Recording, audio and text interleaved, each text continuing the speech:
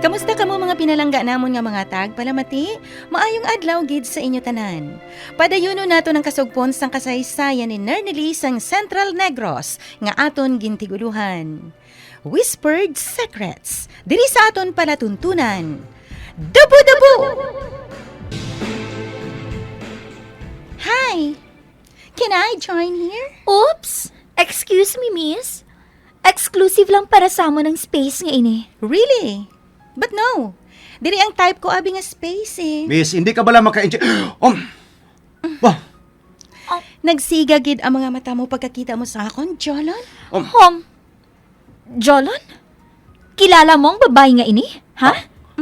ha? Nga nga hindi ka makasabat sang diretso sa pamangkot sang imo lover sa imo, Jolon? Ako kon, ining... Siling ko. Sino siya? Ex ko. Ano? Ex? Oh! Naglakad lang ako sa abroad agad sa pagtrabaho. Nangin ex mo na ako. Anika. Gana pungko ka diri sa tupad namon. I see the truth now. Oh. The secrets you whispered to me were just rehearsals for the ones you tell her. Nernally? Karon nga booking ko na ikaw. Hayag na ang tanan. Wala na sang pagpakuno-kuno pa nga matabo sa tunga naton. Gusto ko klaruhon sa imong tanan upod sa lover mo, Jolan. Makigbulag ka bala sa akon? Hindi ini ang husto nga tion. Kag hindi ining husto nga lugar agud istoryaho naton butang ina. Birthday ko bala. Hindi paggubang happy moments namo ni Jolon. Ang hambal niya sa akon, separated na kamo. Oh! Really? Then, happy birthday to you. Di buenas ka kaginusikan ka ni Jolon sa ngitiun kay ti. Birthday mo gali. Samtang sang ako ang nag-birthday. Bisan mainas ng tudlo ko sang dial sang account niya. No pansin ako. Well, bangod nga birthday mo, may manami man ako nga regalo sa imo kay nga ang pinaka-the best ko nga birthday gift para sa imo. Awang paghatag sa imo sang akon bana nga wala na sang pakialam sa akon. So, nalipay ka na, Jolon, nga mismo sa atubang sang kirida mo. Ginhatag ko ang kalipayan mo. Pero, hindi pa ako tapos. Mahimo ko kamo sampahan sang kaso sa pag-ako ninyo nga duha sang inyo relasyon sa akon. Kung sa bagay, may nagahutik na nga daan sa akon dito pa lang ako sa abroad nga. May ginatago ka diri nga sekreto eh. Rason sang pag-ignore mo sa mga calls, texts, kag chats ko sa imo. Kag nangaman na ako. Sa ato ang hambal ko sa kaugalingon ko siguro, kung madula ka sa akon, amo na gid inang pinakabutang nga hindi ko mabatan sa kabuhi ko. Apang sa nasaksihan ko subo nga pagpanginwala mo sa akon, hindi ko mabuligan ang kaugalingon ko nga magtindog pa bilang asawa mo. Wala mo kintipigan eh. Gani hindi ako magpakagaga sa imo.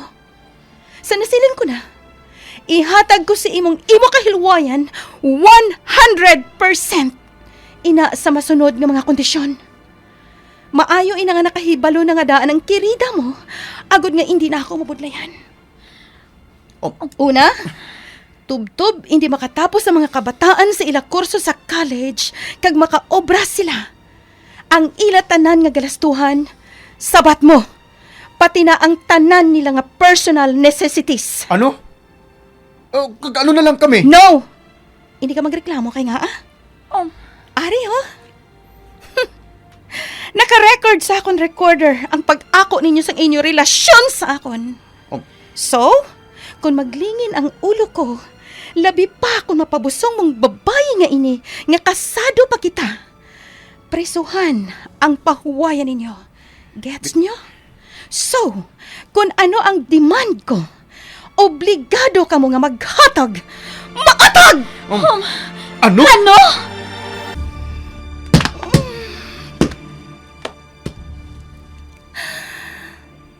Maisog lang ako kay ina. Bangod ara ako sa akong bugal sa ila at tubag aduha.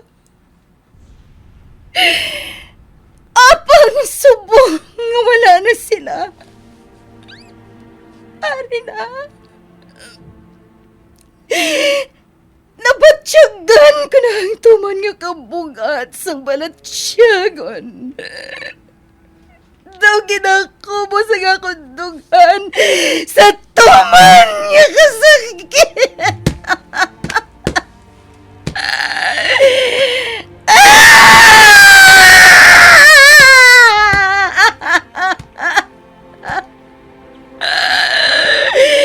Maluib ka, Jolon.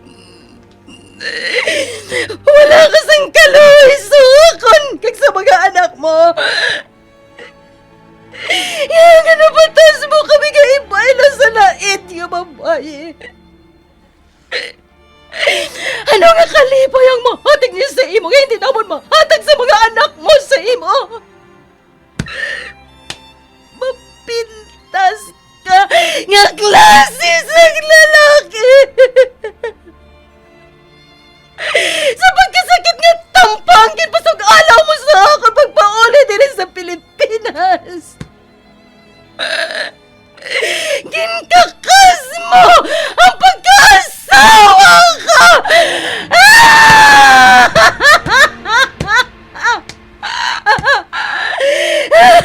Ang tagsagalisan to ka, I love you! Ginahutik mo sa akong oras ang gagabiyon. Hindi ka na isa ka promisa para sa akon. Kundi isa gali ka ginahuptan mo ka sekreto sa imo kawagalingon. Samtang nagaulat ka lang sa gusto gation. Agod niya mangin ka mo.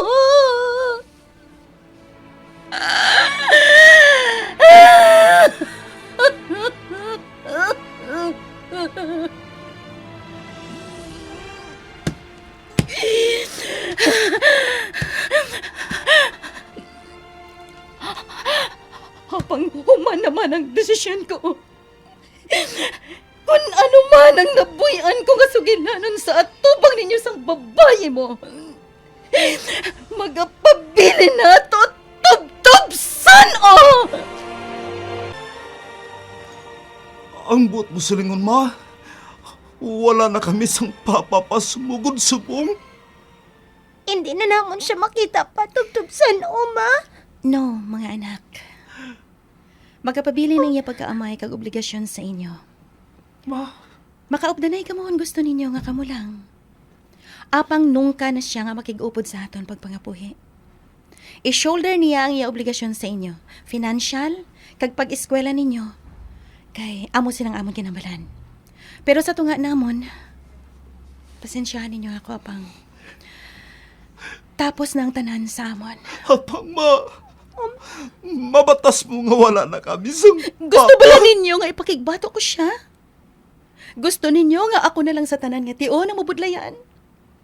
Maathag nga wala na siya sang luyag sa akon. Ma.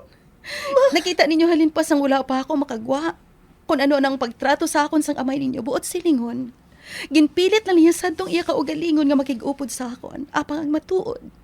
Ni jutay nga pagpalangga sa akon. Wala na siya sa may nabatsyagan pa. Kung tanay mahangpan man ninyo ang inyo Iloy Julius. Julie. Lola. Lola! Ari ka mula. Tita! Hindi lang ka mga naka-experience ang subong sa niyang sitwasyon, Julie. Julius. Madamo din ang broken family.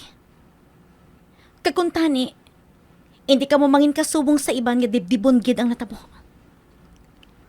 Gina-advise ko sa inyo, magtutom ka mo sa inyo pag-eskwela. Agud niya makaangkon ka mo sa nagakaigaw nga ighalangop. Kag maintindihan ninyo ang nagakatabo sa inyo. Hindi ka mo magkabala ka, mga anak. Hindi ako magpabaya. Hindi ako magpahimuno lang. Mag-iho ako.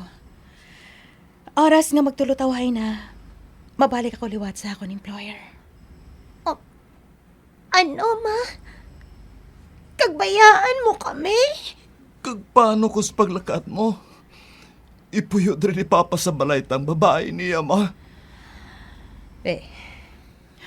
May posibilidad nga matabo ina. Pues, Antes pa man na matabo. Makonsulta na nga daan ako sa abogado kung ano ang maayo ko nga buhaton. Agod nga mapungga ng hitabo nga ina. Kamu lang ang mga anak namon ang dapat nga mag-estar sa balay nga ini. Kasado pa kami. Kag may away kita sa tanan nga tion. Kung legalidad ang paghahambalan. Makabalik pa bala matuod sa abroad si Nernely.